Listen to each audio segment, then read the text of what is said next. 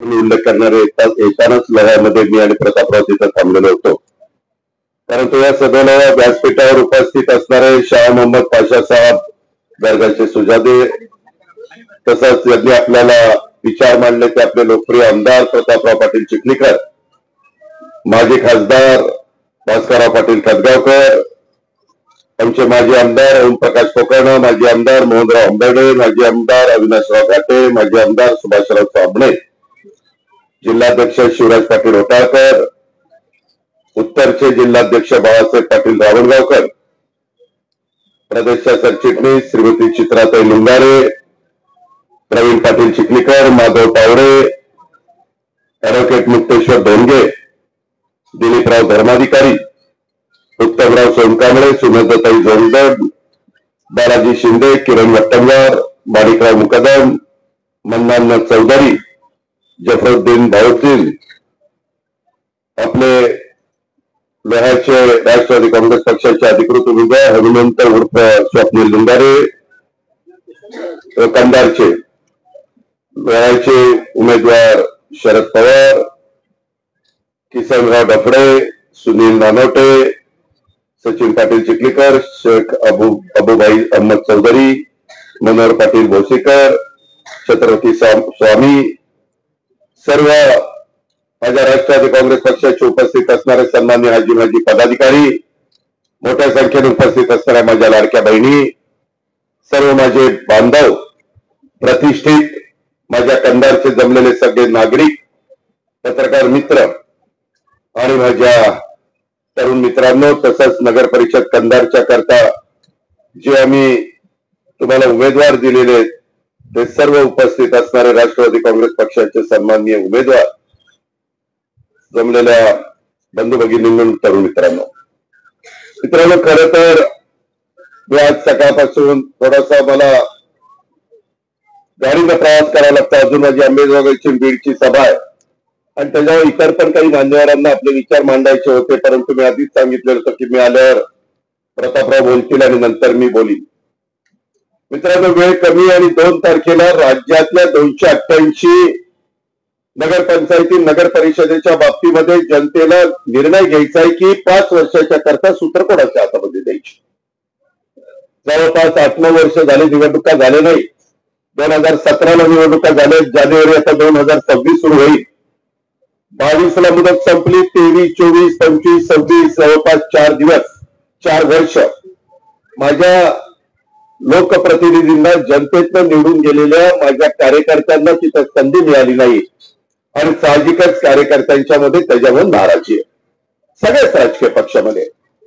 लाडक्या बहिणींच्या करता त्यांनाही वाटतं की आम्हाला संधी मिळाली नाही, वडीलधाऱ्यांनाही वाटतं की आमचं पण काही विजन होतं, आम्हाला पण कंधार करता, लोहार करता किंवा वेगवेगळ्या भागामध्ये ज्या निवडणुका चाललेल्या देगलूर असतील बाकीच्या सगळ्या भागात, तिथं आम्हाला काही गोष्टी करायच्या होत्या. लोकप्रतिनिधी म्हणल्यानंतर लोकांच्यात निवडून गेलेला प्रतिनिधी, त्याला प्रश्नाची बारकाईने जाण असते. आता आपल्या तिथं बघायचं झालं तर जवळपास 10 हे आपले प्रभाग आहेत. प्रत्येक प्रभागात 2-2 लोक निवडून द्यायचे आणि काही दिवस 20 आणि 21 नगराध्यक्ष. 21 लोकांनी माझ्या कंधारच्या संदर्भातली जबाबदारी पार पाडणं, एक प्रशासक चीफ ऑफिसरनी पार पाडणं, ह्याच्यामध्ये फरक आहे. पण ठीक आहे, आरक्षणामुळे सुप्रीम कोर्टात केसेस होत्या, हायकोर्टात केसेस होत्या आणि त्याच्यामुळं उशीर होत गेला. आता पण उद्याच्या मंगळवारी सुप्रीम कोर्टामध्ये काय निकाल लागतो त्याच्याकरता संपूर्ण राज्याचे डोळे लागलेले, कारण ते शेवटी संविधानाने घटनेने त्यांना अधिकार दिलेला आहे. घटनेचे शिल्पकार डॉक्टर बाबासाहेब आंबेडकरांनी आपल्याला जगातलं सर्वोत्कृष्ट अशा प्रकारचं संविधान दिलेलं आहे. त्याचा आदर, त्याचा अभिमान तुम्हाला मला सगळ्यांना आहे. आज या ऐतिहासिक कंधार नगर परिषदेच्या निवडणुकीच्या प्रचार सभेच्या निमित्तानं माझ्या कंधार नगरपालिकेच्या ऐतिहासिक अशा छत्रपती शिवाजी महाराज चौकात उपस्थित असणाऱ्या सर्व माझ्या मायमाऊलींचं, माझ्या लाडक्या बहिणींचं, माझ्या बांधवांचं, माझ्या तरुण मित्रांचं, तमाम कंधारकरांचं मी मनापासून स्वागत करतो. आम्ही शिवशाहू फुले आंबेडकरांच्या विचारधारेने पुढे चाललेलं. मी महाराष्ट्राला सांगत असतो की बाबांनो, ह्याच्या आधी हिंदवी स्वराज्याची स्थापना करत असताना 18 पगड जाती 12 बलुतेदारांना घेऊन रयतेच राज्य महाराजांनी त्या काळामध्ये बसवलं, स्थापन केलं आणि त्याच विचारांनी अनेक राज्यकर्ते पुढे गेले. आपण का शिवशाहू फुले आंबेडकरांचा उल्लेख करतो?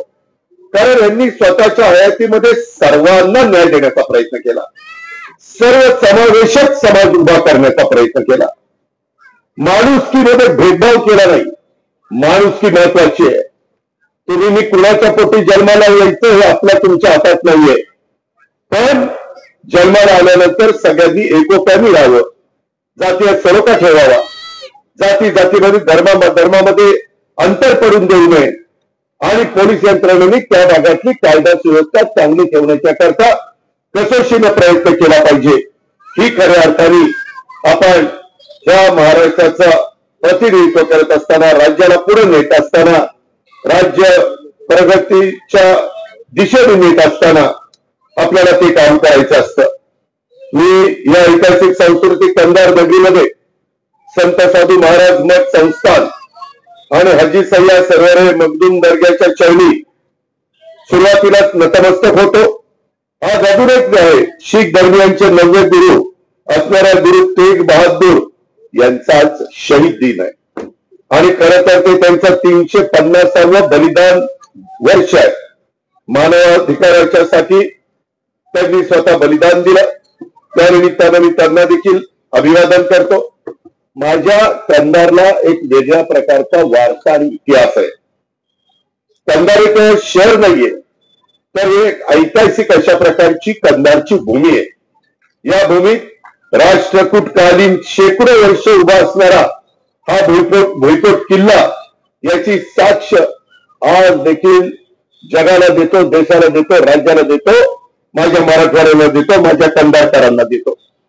आणि त्याचबरोबर कंधारला स्वातंत्र्य लढ्याचा एक मोठा वारसा हा देखील मिळालेला आहे. कंधार आणि परिसरातल्या अनेक स्वातंत्र्य सैनिकांनी देशाच्या स्वातंत्र्यासाठी प्राणपणाने लढा दिलेला आपण सगळ्यांनी इतिहासात वाचलेला आहे. अनेकांना त्याच्याबद्दलची माहिती आहे आणि ह्या सगळ्या बाबतीमध्ये या निमित्तानं या प्रती मी राज्याचा उपमुख्यमंत्री म्हणून कृतज्ञता व्यक्त करतो. आजूबाजूच्या परिसरातील 97 शतक अशा वर्षाची चालत असलेली व्यापारपेठ हे माझ्या कंधारचं वैभव आहे.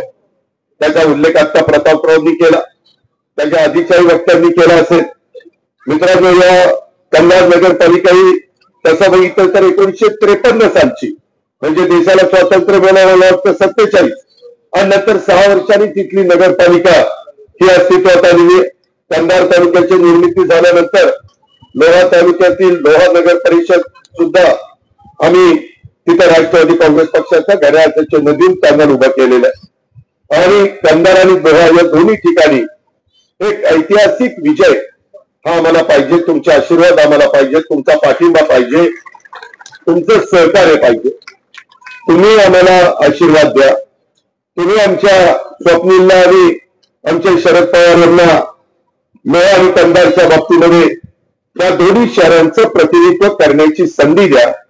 मी सगळ्या नेतेमंडळींच्या साक्षीने सांगतो, लाडक्या बहिणीच्या साक्षीने सांगतो, लोहाचा आमचा नगराध्यक्ष शरद आणि आमच्या कंधारचा नगराध्यक्ष होणारा स्वप्नील हे कुठेही त्याला हनुमंत म्हणतात आणि स्वप्नील पण म्हणतात. हनुमंत उर्फ स्वप्नील, नाहीतर काही म्हणतील अरे हनुमंतबाई स्वप्नील काय करतो, तर हनुमंत उर्फ स्वप्नील, त्याला तुम्ही तुमच्या सगळ्यांचं प्रतिनिधित्व करण्याची संधी द्या. हा बोलतो बाबा, अरे बोलतो ना बाबा, अरे बोलतो म्हणलं ना, मधीच कुठं चाललंय, काय कुणाची सुपारी घेऊन काय काय कुणाला माहिती, बोलतो ना. त्यामध्ये मला आपल्याला सांगायचं, त्यांना सगळ्यांना माहिती आहे की आपण तसं बोललो की एक कॅमेऱ्यावर सगळे तिथं कॅमेरा लावतात आणि तेवढंच दाखवतील महाराष्ट्रात. अजित पवारांच्या सभेमध्ये असं एकाने गोंधळ घातला, त्यांचा तर सत्कारच केला पाहिजे त्या सगळ्यांचा. मित्रांनो, मी आपल्याला सगळ्यांना सांगेन, हे आरक्षण आम्ही इतरांच्या आरक्षणावर धक्का न लागता राहिलेल्यांना पण आरक्षण कायद्याच्या नियमाच्या चौकटीमध्ये राहून देण्याच्या संदर्भामध्ये आमचं काम चाललेलं आहे. त्याच्याबद्दल अनेक आंदोलनं झाली, अनेक राज्यकर्त्यांच्या काळामध्ये झाली आणि त्याच्यातून पण चर्चा करून माझ्या मराठवाड्यामध्ये हे निजामशाहीचा इथं बरेच वर्ष राज्य होतं आणि त्याच्यामुळं पश्चिम महाराष्ट्र असेल, विदर्भ असेल, उत्तर महाराष्ट्र असेल, कोकण असेल, या भागातल्या लोकांना पूर्वीचं सर्टिफिकेट मिळतं, परंतु माझ्या मराठवाड्यात मिळत नाही. त्याच्याही करता आपण हैदराबादला टीम पाठवली होती, त्याचा अभ्यास केला, समिती नेमली, काही लोकांचं जुनं रेकॉर्ड मिळालं. जो शेती पूर्वीपासून करत होता तो कुणबी, अशा पद्धतीनं त्याच्यात पण आपलं काम चाललेलं आहे. मी त्याच्याबद्दल जास्त बोलून आपला सगळ्यांचा वेळ घेत नाही, पण आम्ही कुठल्याही बाबतीमध्ये जे काही लोकांची रास्त मागणी असेल, योग्य मागणी असेल, त्याचा सकारात्मक विचार करणारं हे महायुतीचं सरकार आहे, हे पहिल्यांदाच मी आपल्या सगळ्यांच्या लक्षामध्ये आणून देऊ इच्छितो. मित्रांनो, कंधार शहरामध्ये आम्ही तरुण, शिक्षित, विकासी नेतृत्व मिळावं म्हणून राष्ट्रवादी काँग्रेस पक्षाच्या माध्यमातून स्वप्नील उर्फ हनुमंत लुंगारे पाटील यांना नगराध्यक्ष पदाची उमेदवारी दिलेली आहे. त्याला राजकीय वारसा लाभलेला आहे. त्याच्या मातोश्री कमलताई लुंगारे पाटील त्या पूर्वी या शहराच्या नगराध्यक्षा होत्या. त्यांनी त्या काळात उत्तम कामगिरी बजावलेली आहे. स्वप्नील देखील तरुण आहे, त्याला या शहराची जाण आहे, विकासाची दृष्टी आहे आणि विशेषतः आपले लोकप्रिय आमदार प्रतापराव चिखलीकर पाटील यांचं भक्कम पाठबळ त्यांना कंधारच्या विकास अधिक वेगाने होण्याच्या करता मिळणार आहे. इथं आमदार साहेब त्याला पाठिंबा देतील. राज्यामध्ये मी आमदार साहेबांनी आणलेली कामं करण्याच्या करता मनापासून प्रयत्न करीत, कारण मी शब्दाचा पक्का आहे, त्याच्यामध्ये कुठली अडचण येणार नाही. आज इथं कंधारच्या बरोबर आमच्या लोह्याचे नगराध्यक्ष शरदजी पण इथं आलेले आहेत.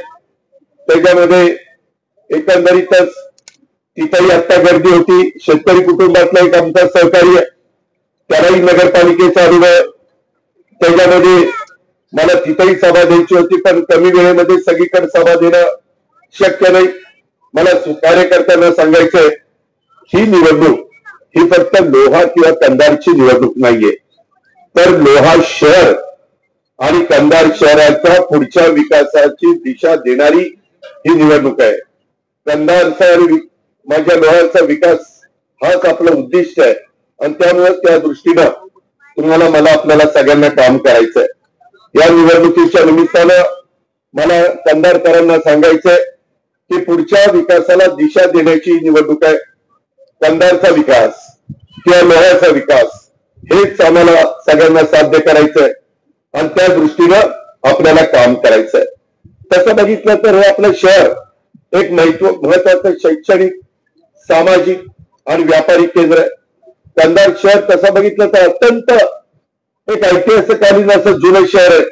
कंधार मधून जाणारी कंधार, पांगरा आणि नांदेड आणि कंधार लोहा, कंधार कुरुळ, कंधार मुखेड हे महत्वाचे रस्ते, या 4 रस्त्यांनी राज्य मार्गाचा दर्जा देण्याची मागणी आमदार प्रतापराव चिखलीकर साहेबांनी केलेली आहे. मी या निमित्ताने सांगू इच्छितो की कंधारच्या विकासासाठी या मार्गाचा राज्य मार्गाचा दर्जा देऊन त्याला कशी मदत करता येईल, त्याच्यात कसा मार्ग काढता येईल. मग वेळ पडली तर केंद्रीय रस्त्याची जबाबदारी असणारे नॅशनल हायवेचे मंत्री हे नितीन गडकरी साहेब आहेत. राज्यामध्ये आम्ही लोक सरकारमध्ये महायुतीचं सरकार आहे आणि त्याच्यामुळं आम्ही लोक याच्यामध्ये मदत करणार आहोत आणि ह्याच्यामध्ये मदत झाली तर कनेक्टिव्हिटी वाढली जाणार आहे. कोणत्याही शहराचा विकास, मी 35 वर्ष महाराष्ट्राच्या राजकारणात, समाजकारणात काम करणारा एक कार्यकर्ता आहे. 6 वेळा मला उपमुख्यमंत्री पदाची संधी मिळाली, अनेकदा मंत्रिपदाची, राज्यमंत्रीपदाची, खासदार पदाची, विरोधी पक्ष नेत्याची अनेक पदं मी भूषवली, आमदार पद पण भूषवलं. मित्रांनो, हे सगळं करत असताना मी पाहिलेलं आहे, जर कनेक्टिव्हिटी वाढली तर शहराचा विकास दुपटीने होतो. हे मी अनुभवातून सांगतो. त्यामुळे आता कंधारच्या विकासासाठी सुद्धा या निमित्तानं आपल्याला गती द्यायची आहे. कंधार शहरातील जुन्या काळातील व्यापारपेठ ही काही वर्षापूर्वी काहींनी पाडली. पाडायला अक्कल लागत नाही, उभं करायला अक्कल लागते. डोकं हे एखादं नवीन बांधकाम करायचं तर डोकं लागतं. पाडायला काय कुणी अडाणी माणूस देखील ते पाडू शकतं. पाडलं की पाडलं. मित्रांनो, मी देखील पिंपरी चिंचवड मध्ये तुम्हाला ऐकून माहिती असेल, माझी बारामती देखील मी चांगली केलेली आहे. मी जिथं जिथं जातो तिथं तिथं चांगला सल्ला देण्याचा प्रयत्न करतो, चांगले विचार मांडण्याचा प्रयत्न करतो, सगळ्यांना बरोबर घेऊन जावा असं आवर्जून तिथं लोकांच्या मनामध्ये रुजवण्याचा प्रयत्न करतो. आणि त्याच्यातूनच मला तुम्हाला सगळ्यांना सांगायचंय की आपल्याला ह्या जुने जी काही व्यापारपेठ काही वर्षापूर्वी पाडली ती व्यापारपेठ आता अत्याधुनिक स्वरूपामध्ये आणि नव्या रूपामध्ये आपल्याला उभारावी लागणार आहे. हे येतानाच मी प्रतापराव गाडीमध्ये बोलत होतो. स्वप्नील देखील माझ्याकडे बसला असताना ते सांगत होता, इतर सहकारी सांगत होते. मित्रांनो, आम्ही पण नगरपालिका नगरपंचायती चालवतो, त्यांचं उत्पन्न कमी असतं. माझ्या इथे एक नगरपंचायत आहे, तिचं उत्पन्न 6 कोटी आहे.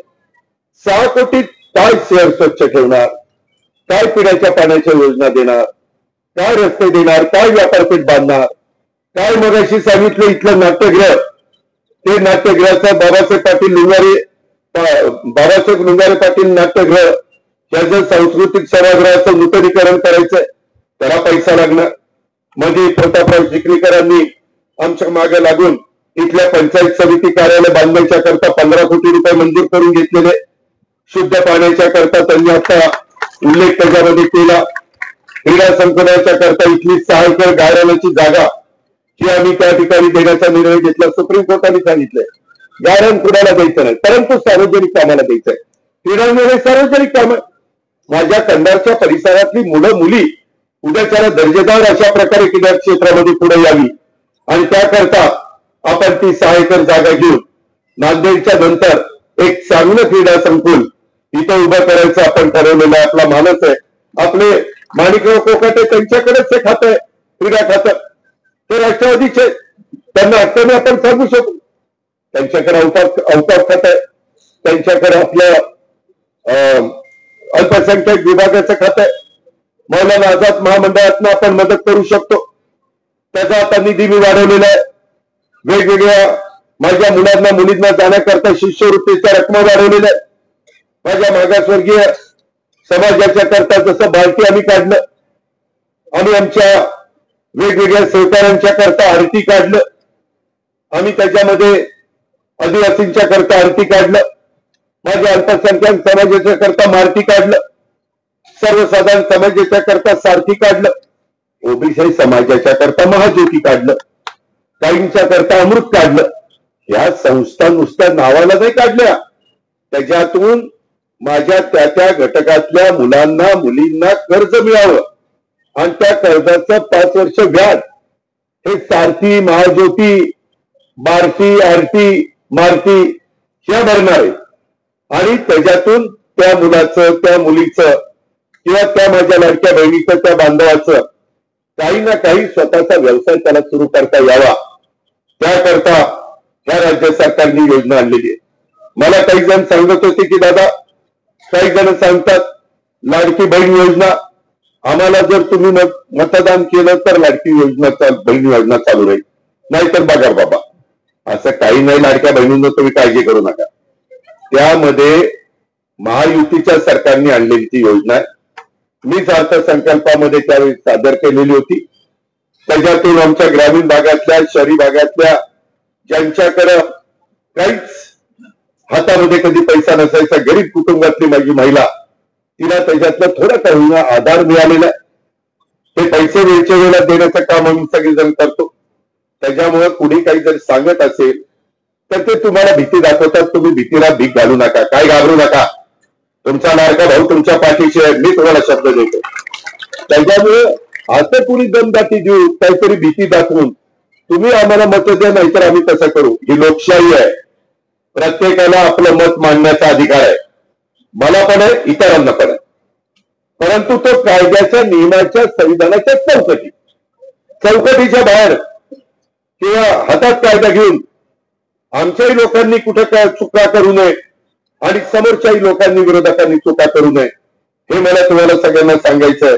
आणि त्याच्यावर मी मगाशी जे सांगत होतो, अत्याधुनिक स्वरूपामध्ये आपल्याला नव्याने व्यापारपेठ उभी करायची, मला व्यापाऱ्यांना सांगायचंय. त्यामुळे स्थानिकांना रोजगार मिळणार आहे, व्यवसाय त्यांचा चांगला चालणार आहे, आर्थिक चक्र वेगाने कंधारच्या परिसरातलं फिरायला मदत होणार आहे. कंधारच्या शहराच्या पाणी पुरवठ्याच्या बाबतीमध्ये बोलायचं झालं तर प्रतापराव चिखलीकरांना आठवत असेल, 2004-5च्या आसपासची गोष्ट असेल, मी त्यावेळेस जलसंपदा मंत्री होतो आणि या राज्याचे मुख्यमंत्री आपल्या मराठवाड्याचे सुपुत्र विलासराव देशमुख साहेब होते. आणि त्या काळामध्ये तिथं स्वर्गीय विलासराव देशमुख साहेब असताना चिखलीकर साहेबांचा सातत्याने पाठपुरावा होता. त्यांचे विलासरावशी संबंध चांगले होते, त्यांचे अजित पवारशी संबंध चांगले होते आणि त्याच्यामुळं 500 कोटीहून अधिक निधी त्या काळामध्ये आम्ही दिला. आणि आज कंधारकरांना तहान जी भागवली जाते ही तहान या धरणात त्या ठिकाणी भागवण्याचं काम आपण करतो. जुन्या कंधार शहराला वाढीव पाणी पुरवठा योजनेच्या करताची आवश्यकता आहे, त्याचा उल्लेख त्यांनी केला. त्याच्यामध्ये त्यांनी सांगितलं की ही योजना आपल्याला मार्गी लावावी लागणार आहे, जलशुद्धीकरण केंद्राची क्षमता वाढवावी लागणार आहे, पाण्याचा साठा जो काही जलसाठा असतो तो वाढवण्याच्या करता आपल्याला काम करावं लागणार आहे. लिंबोटी धरणाचं मी मगाशी सांगत होतो, ते धरण त्या काळामध्ये विलासरावांच्या प्रयत्नातनं, आमच्या प्रयत्नातनं, प्रतापराव चिखलीकरांच्या प्रयत्नातनं, तुमच्या सगळ्यांच्या रेट्यामुळं हे झालेलं आहे. शेवटी माझा बळीराजा समाधानी झाला पाहिजे, तो सुखायला पाहिजे, तो लाखाचा पोशिंदा आहे, तो आता अडचणीत आलेला होता, त्याला पूरग्रस्त परिस्थिती निर्माण झालेली होती, त्याला आम्ही मदत करण्याच्या करता निश्चितपणे एक सकारात्मक भूमिका घेतली, हेही आपण विसरू नका. ड्रेनेजची व्यवस्था त्याचं आधुनिकीकरण करण्याचं काम हाती घ्यावं लागणार आहे.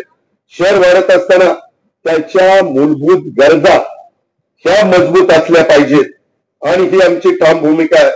यंदाचा पाऊस कधी नव्हता एवढा प्रचंड पाऊस पडलेला आहे, त्याच्यामुळे आपल्या मनार नदीला देखील भयंकर पूर आला. या पुरात लोक अडकले, त्यांच्या जीवनमरणाचा प्रश्न निर्माण झाला. त्यावेळी चिखलीकर साहेबांनी मला उभ्या पावसात व्हिडिओ कॉल केला होता. उन्हात अडकलेल्या लोकांची सुटका करण्याच्यासाठी त्यांनी मला एक आव्हान केलेलं होतं. आजही त्या कुटुंबाच्या पाठीशी आम्ही सगळेजण ठामपणे उभे आहोत. महायुतीच्या सरकारने पहिल्या टप्प्यामध्ये दिवाळीच्या आधी पूरग्रस्तांच्या लोकांना पुन्हा उभं करण्याकरता 32,000 कोटीचं पॅकेज दिलं आणि नंतर पुन्हा पाऊस, माझ्या मते दिवाळी नंतर पण पाऊस पडला आणि त्याच्यात पण आम्ही 8,000 कोटी रुपये दिले. अशा पद्धतीने या सरकारच्या माध्यमातून आम्ही सगळ्यांनी काम केलेले आपण सगळ्यांनी पाहिलेली आहे. मित्रांनो, आम्ही तुम्हाला स्पष्टपणे सांगतो, तुम्हाला उद्याच्या काळामध्ये कुणाच्या आणि कुणाच्या हातात लोहा आणि कंधारची सूत्र द्यायची, इतरही भागातली सूत्र द्यायची. ती सूत्र देत असताना आपला फायदा कशात आहे तुम्ही पहा. इथल्या लोकप्रतिनिधी कोण आहे? प्रतापराव चिखलीकर, ते सत्ताधारी पक्षाचे, ते राष्ट्रवादी पक्षाचे, त्यांचा पक्ष सरकारमध्ये, त्यांच्या हातामध्ये वेगवेगळी महत्वाची खाती आहेत. कृषी खातं आहे, अर्थ आहे, नियोजन आहे, एक्साईज आहे, क्रीडा आहे, अल्पसंख्याक आहे, अवकाश आहे, मदत पुनर्वसन आहे, त्याच्यामध्ये वैद्यकीय शिक्षण आहे, आरोग्य पण चांगलं ठेवायचं असतं, तेही काम त्याच्यामध्ये करता येईल. त्याच्यामध्ये अन्न नागरी पुरवठा खातं आहे, महिला आणि बाल विकास, महिलांचा आणि बालकांचा विकास करण्याच्या करता ते महत्वाचं खातं आहे. अशी अनेक प्रकारची खाती ही आमच्याकडे, इतर पण आमच्या मित्र पक्षांच्याकडे, त्याबद्दल दुमत नाही. पण माझं तुम्हाला सगळ्यांना सांगणं आहे की तुम्हाला प्रतापराव चिखलीकर हे डीपीसीचा पण निधी आणून देऊ शकतात, विकासाचा निधी म्हणून ते सभागृहामध्ये देखील मुद्दे मांडू शकतात की माझ्या लोहा कंधारला, माझ्या नांदेड जिल्ह्याला या गोष्टी मिळाल्या पाहिजेत आणि त्याच्यातलं तुमचं तिथं ते प्रतिनिधित्व करतात.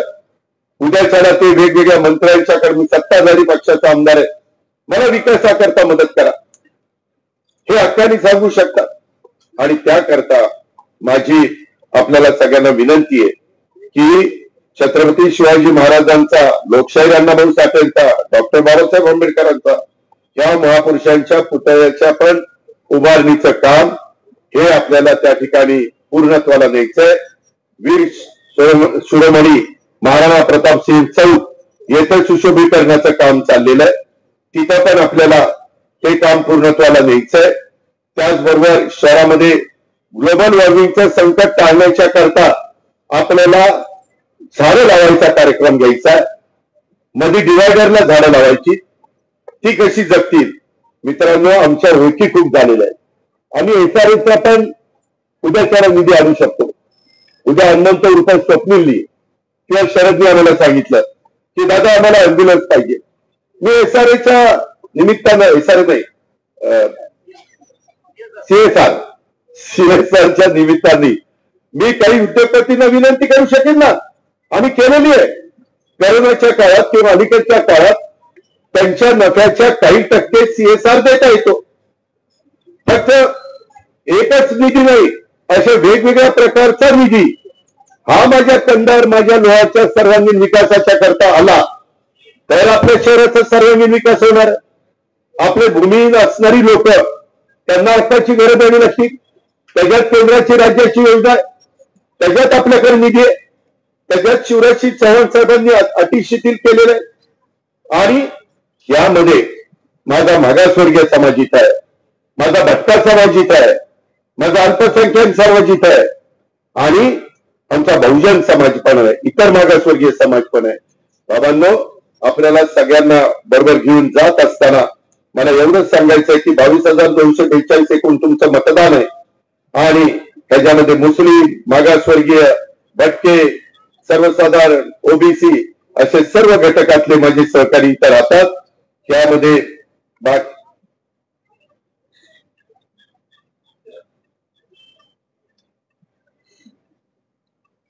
आसाननगर, भीमगड, साठेनगर भागात विकास करू. रस्ते, नाल्या, पिण्याचे पाणी. मी आता तेच सांगतोय. कंधारमध्ये आसाननगर आलं, भीमगड आलं, साठेनगर आलं, सगळंच आलं.